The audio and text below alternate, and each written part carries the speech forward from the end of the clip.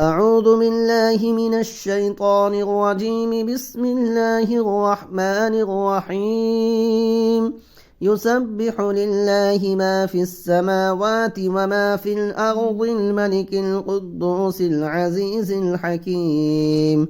هو الذي بعث في الأميين رسولا منهم يتلو عليهم آياته ويزكيهم ويعلمهم الكتاب والحكمة وإن كانوا من قبل لفي ضلال مبين، وآخرين منهم لما يلحقوا بهم وهو العزيز الحكيم.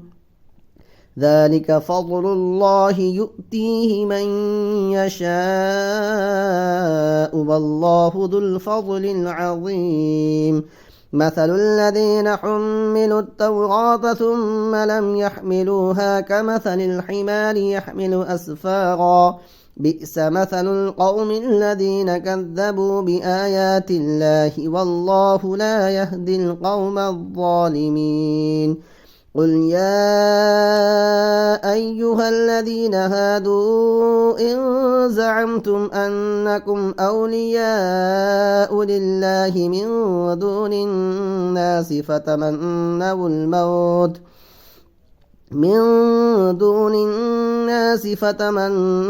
الموت إن كنتم صادقين، ولا يتمنونه أبدا بما قدمت أيديهم والله عليم بالظالمين.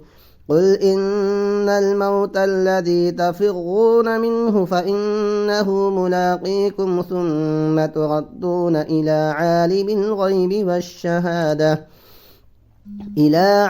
الغيب والشهادة فينبئكم بما كنتم تعملون.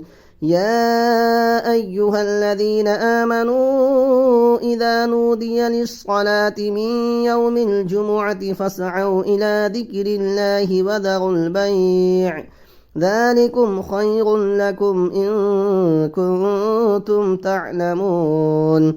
فإذا قضيت الصلاة فانتشروا في الأرض وابتغوا من فضل الله واذكروا الله كثيرا لعلكم تفلحون. وإذا رأوا تجارة أو لهوا انفضوا إليها وتركوك قائما. قل ما عند الله خير من اللهو ومن التجارة والله خير الرازقين.